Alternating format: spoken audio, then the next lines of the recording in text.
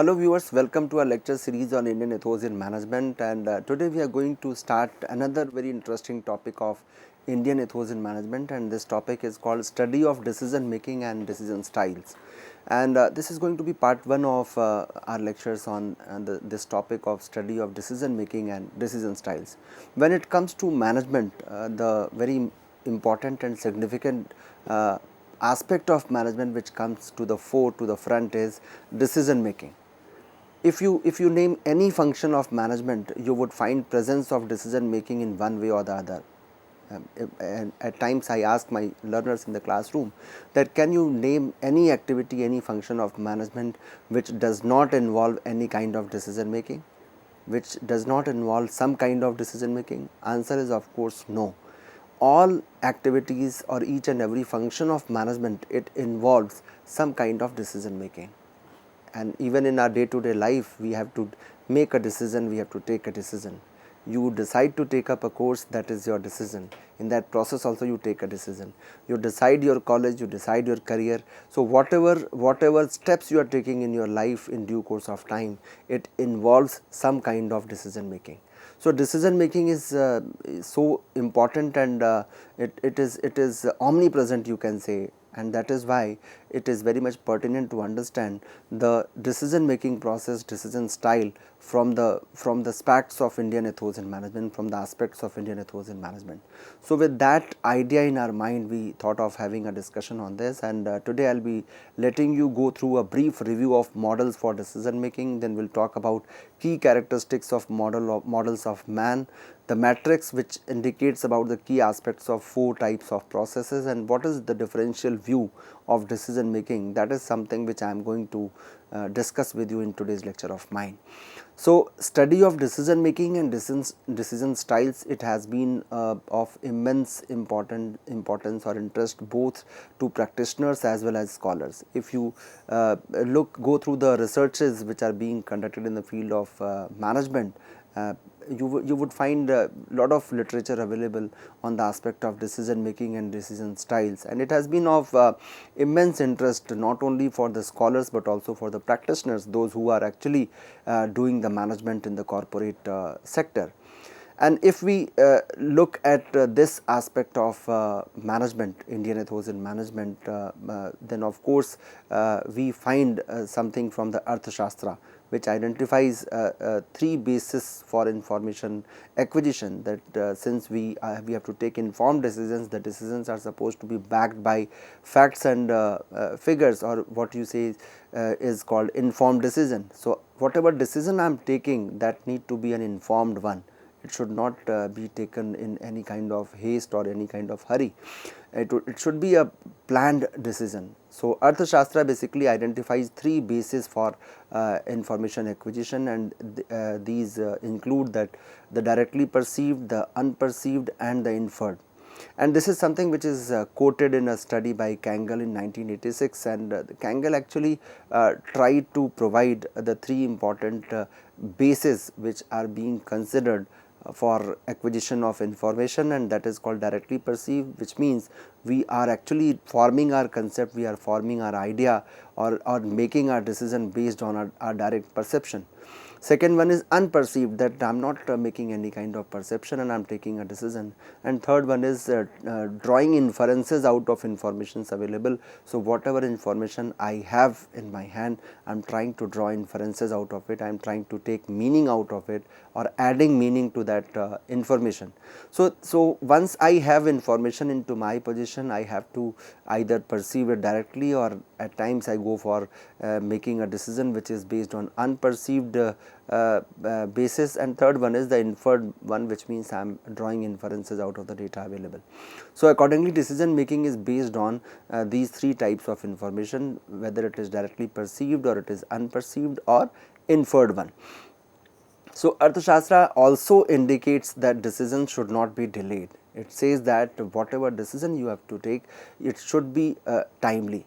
Unless you take the prompt decision, timely decision, it has no relevance. It may lose its relevance if you delay it somehow. So there is a study by Kangal again in 1986 which says that any decision which is postponed, which is delayed, it becomes difficult to settle or even impossible to settle. So, if you are taking a decision for a specific situation and that decision is delayed, so there might be a possibility that you are not able to settle the issue, the concern for which you have taken a decision, or at times it becomes impossible, it goes out of your hand, there can be a loss of business. So, we have to be very prompt in making decision. So, planning is something which you have done, you have decided the future course of action, but the timeliness of that decision making, it is equally important. So, planning you have done, but if your decision making is not done properly or it is not on time, then there might be a possibility that you may find it difficult to settle that situation, or at times it becomes impossible for you to settle that issue, and it goes out of your control, it goes beyond your control. So, timeliness is basically the key component of any decision making process. So, as a result of intensive empirical research in this area of decision making, a considerable refinement about the various models of decision styles it has been achieved. So, we can find huge refinement in the topic of decision making, because lot many researches have been conducted and still they are being conducted. If we go for the SLR, that is called systematic literature review, you would find a number of researches which have been conducted in the area of decision making, that too from the perspective of the Indian ethos, that what is the Indian way of making a decision, and they actually endorse that even the Western thinkers, they do follow, they do adopt the Indian model of making decision, Indian model of management. So, these decision styles, it has been achieved, there is a requisite position in terms of researches which are being conducted in the field of decision making. We have found lot of researches which is being circulated among the practitioners as well as the scholars. So, keeping that in mind, I thought of going through a brief review of decision style models, that what are the models, what all is available in this very domain, in this very area of management once I have to make a decision. So, a review of decision styles models, it was done by Driver 1979. I started taking the help of this review, that it was done by Driver in 1979, and he referred to decision styles as habitual differences between people in their decision making, that it is out of my habit that my decision style is different with that of the other managers who are there in the field of management, in the field of any corporate entity. So, a review of decision styles, it actually indicates, it gives a reflection that there is a possibility of habitual differences between people in their decision making. So, there is a habitual difference, out of habit, out of my habit, my decision style or my way of making a decision may be different with that of my counterpart. So, those, suppose if I am working in a corporate entity and there is another manager who is working in another entity. So, our decision style may differ because of the habitual differences between both of us. So, in this review, basically why this review becomes very important, because it was a very analytical and a planned review done long back. So, that is why I thought it pertinent to present before you that Driver identified 4 models of man and 4 process models of decision making, that there are 4 models of man, and accordingly the model of decision making differs. So, this makes our discussion more interesting, that what are those 4 models of man and what exactly is the 4 process models of decision making. So, that indicates that based on the literature related to assumptions about the nature of man, the 4 models of man were identified by the author. One is rational man, that means the person is a very rational being, that is called economic man. When I say rational man, it means I am indicating towards a person who is very rational into his thought process, into his or her decision making process. So, it is also called as economic man. Second one is irrational man, the person who is not basing his or her decision on rationality, on the parameters of rationality, the person may be irrational. The third one is administrative man, that is economic, rational or a satisfying man, and the last one is creative or self actualizing man. So the fourth one is really very important for us, because creative or self actualizing man is someone who is going to bring transformation into the business processes or into the decision making. So starting from economic man to irrational man to administrative man, and then ending to creative or self actualizing man, we need to understand what is the difference, the basic difference between these four models of man. Because it is the human being, it is the manager who is going to make a difference in terms of decision making. It is the human being, it is the manager who is going to make a decision. So in decision making process of that person, you would find a reflection of that model of man, whether this decision is being taken by a person, a man who is a creative or self actualizing person. Here the man indicates it is gender neutral, it indicates about the male or female, both the kind of managers. So it says that if this decision making is emanating from a person, from a man who is creative or self actualizing, then of course you would find a reflection of his entire persona, his entire personality into this decision making process. Whereas if you are talking about an irrational person, then of course the decision would not be based on any rational idea or any rational thought or any rational information. And contrary to that, if you find a decision coming from the rational person or economic person, then of course there would be a well thought cost benefit analysis of that entire decision making process. So the driver basically summarized the key characteristics of these models of man, and he tried to make a distinction among the four, that what are the key characteristics of models of man. On the basis of their key characteristics, how they differ. How do they differ? That is something which is being presented before you here. If I take the example of rational or economic man, the person knows his or her values precisely. The values are precisely known to the person. It means if a person is a rational man, or if we are finding a manager who is representing the rational man or economic man, then of course that person knows his or her values precisely. Whereas in case of irrational man, he or she does not know their real motives or values, because values are not known to them, and that is why they are irrational. They are being classified as irrational man. But if you talk about administrative man, the person who is basically into administration, then of course the person may be willing to settle for less than the best, because that administrative man is very much willing to pursue that particular situation, or willing to ensure that the things are performed on time. So here the man is willing to settle for less than the best. He or she never aspires for the best. They feel that even if it is less than the best, then of course it is permissible, it is okay, we are going to accept it. But if you look at the creative or self actualizing man, that person is not going to settle for anything less than the best. Here the man creates his or her own goals. So imagine that a person who is representing the creative or self actualizing man, they are going to create their own goals. They are going to redraft and recraft the entire decision making process. Whereas if you look at the administrative man, they are very much willing to settle for less than the best, because they are actually working as a caretaker. As a caretaker to that specific organization, they are simply taking care of whatever is being expected, whatever is being assigned to them, they would simply perform. So they would not do anything more than that, because they are not thinking they are not thinking about what best can be done to make our organization the best one, because they think that this work is being assigned to us, so we will be completing this. Accomplishing this task means my management is done. Whereas if you look at irrational man, you would find an entirely different picture. The person even does not know their real motives or values, that what is the vision or mission of my organization.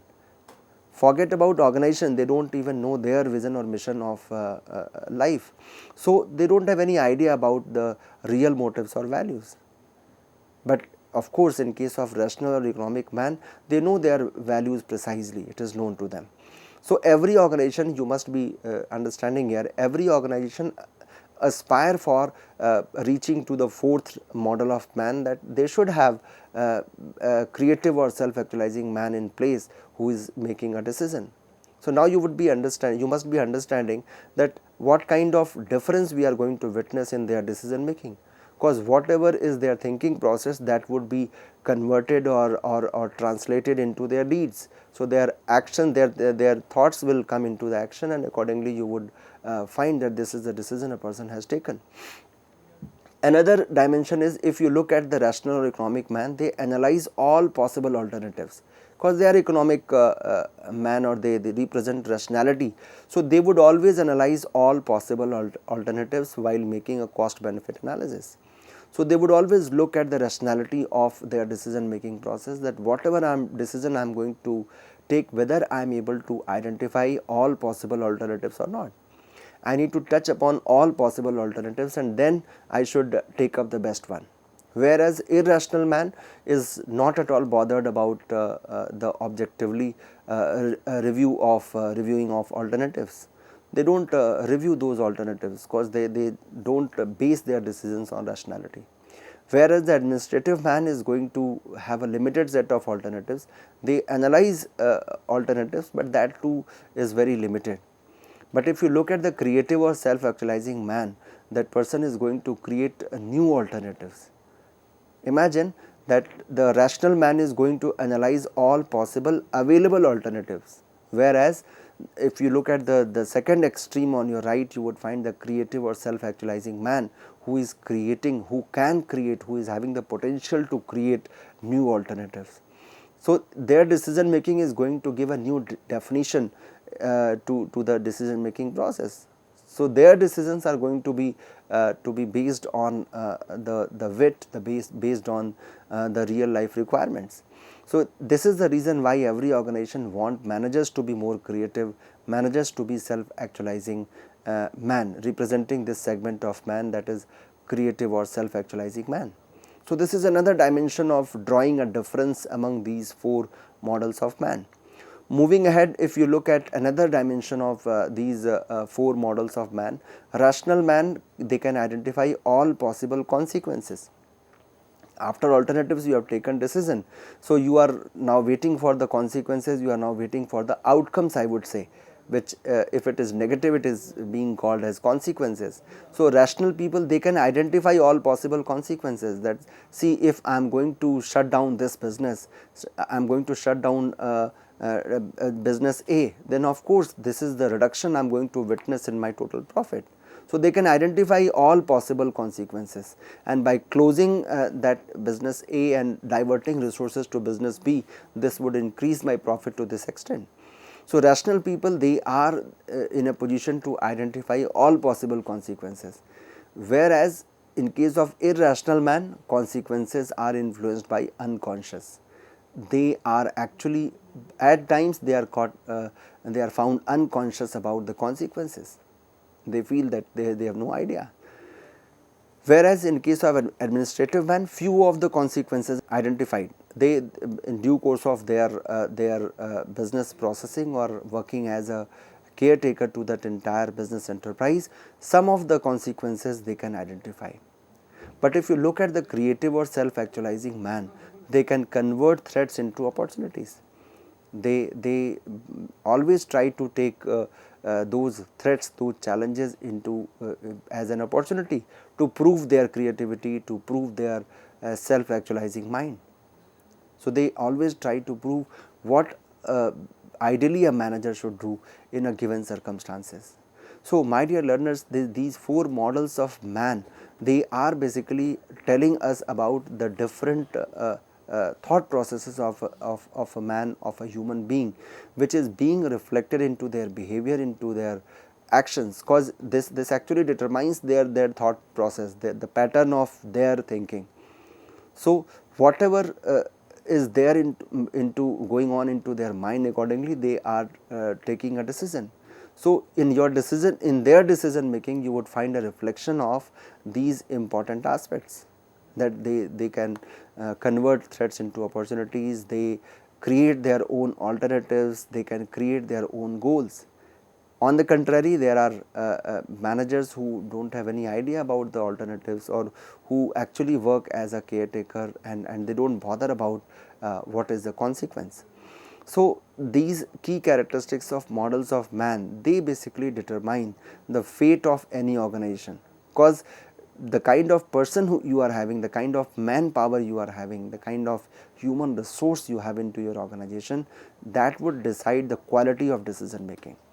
Having said quality of decision making, I am indicating towards whether they are a rational man, or they are irrational man, or they are administrative man, or they are creative or self actualizing man.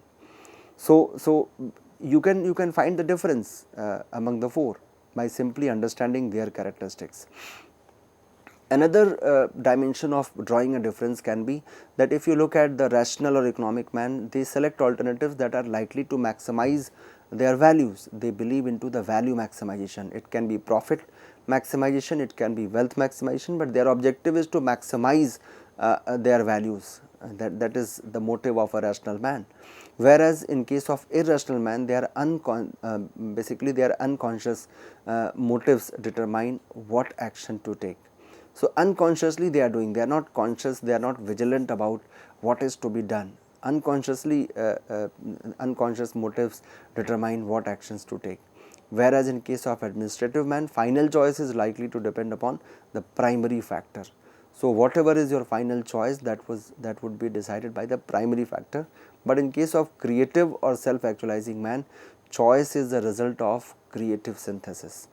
So, their entire creativity is being reflected in their selection, in their choice. Out of say 4 or 5 alternatives, they always try to select the best one, the best possible one, and if the alternative is not available, at times they create the new alternatives, they define the new alternatives, that this can also be an alternative to be added to this situation. So, they convert those, they transform those challenges into opportunities, and that is basically called as the result of creative synthesis. So, you are synthesizing the situation, the threat into an opportunity for yourself. So, understanding the models of man is equally important if we really wish to understand the different decision making styles. So, drawing upon the work of Mark and Simon, Driver also identified 4 basic types of process models of decision situation. So, these are going to be added to another dimension of decision making, that he identified 4 basic types of process models of decision situation, which is named as simple programmed decisions. The first one is simple programmed decisions, second one is complex programmed decisions, third one is simple but non-programmed decisions, and fourth one is complex non-programmed decisions. So, basically the decisions are classified in 4 quadrants, drawing a distinction between the simple and complex, and programmed and non-programmed. So, the decisions are of 2 types, one is programmed, another is non-programmed, and they can be taken in a situation which is either simple or complex. So, simple, complex and programmed, non-programmed, these are the 4 parameters on the basis of which your process model is going to find its way. So, this classification was based on 2 dimensions, which is named as structuredness, that is programmability of a situation of a decision making, and complexity of decision, whether this decision is going to be complex or simple, and second one is whether it is structured, or what you called as programmed, or unstructured, or what you called as non-programmed. So, you can find this kind of classification to understand the 4 basic type of process models of decision making. If I have to show it in the form of a matrix in the order of complexity and its structuredness, we can find the simple and complex here, and it can be programmed and unprogrammed. In case of simple, you would find clearly defined goals set by authority who are external to the decision maker. So, here we find the goals to be clearly defined by the authority, but they are external to the decision maker. Suppose I am a decision maker into a business enterprise, I am not at all party to that definition of goals. I am basically external to the decision. The person who is external to the decision making process, he or she has set the goal. here the information search is restricted to past experience. Whatever has happened in the past, that is going to be converted, going to be used as a base for making a decision. And third one is implementation is autocratic. So in a simplest situation where you talk about the programmed one, you find these characteristics to be there, whereas in case of complex matrix, complex aspect, you would find goals set by plans and problems anticipated. Information search is very elaborate, and implementation is consultative. Here it is not autocratic, it is consultative. So this is the first aspect of this matrix, which indicates about the key aspects of 4 types of processes. So here I will be ending this very session with this idea of the decision making and its style, where we talked about the 4 types of processes and 4 models of man. I hope you must have understood and enjoyed today's lecture of mine. Thank you so much.